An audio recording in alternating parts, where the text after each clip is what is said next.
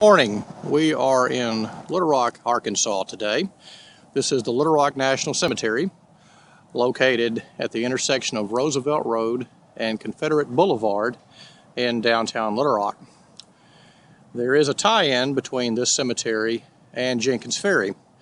There are a number of soldiers who fought at Jenkins Ferry who are interred here, both in marked and unmarked graves. One of the graves that we're going to focus on this morning is this one right here. This is Captain Paris Totten. Captain Totten was a captain in Company I of the 33rd Iowa Infantry.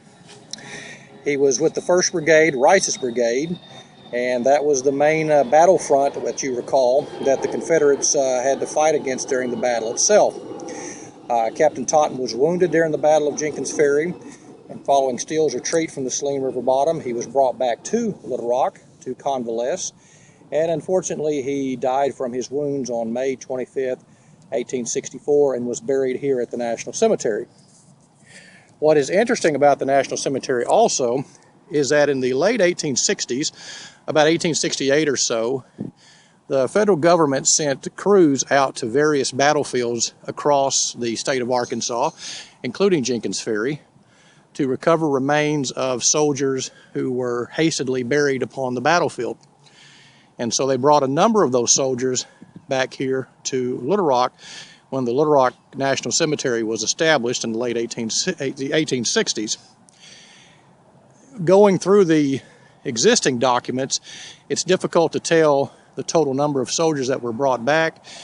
You have a number of them, especially in this section right here, who do have marked graves. There are several from the 29th Iowa Infantry I saw out here this morning. But unfortunately, you see so many that just say unknown U.S. soldier. And that's the case of many that were brought back from many of the battlefields, including Jenkins Ferry. You'll notice in the very far section there, there is the Confederate section. So in addition to bringing back Union soldiers, the crews also brought back Confederate soldiers as well. There are many in that section that are just buried that indicate unknown Confederate soldier.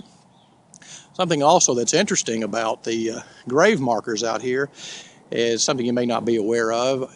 Federal soldiers, the tops of the markers are rounded, while Confederate markers are pointed on top. So from a distance, you can always ascertain if it's going to be a Confederate or a Union burial. And one final view as before we leave the cemetery this morning is this tremendous marker here, which was placed by the state of Minnesota following the Civil War in honor of Minnesota Civil War units that fought in Arkansas.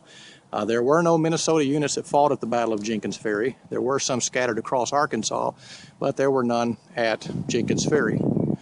And again, this morning we're at the Little Rock National Cemetery, paying our respects to Captain Paris Totten with Company I of the 33rd Iowa Infantry.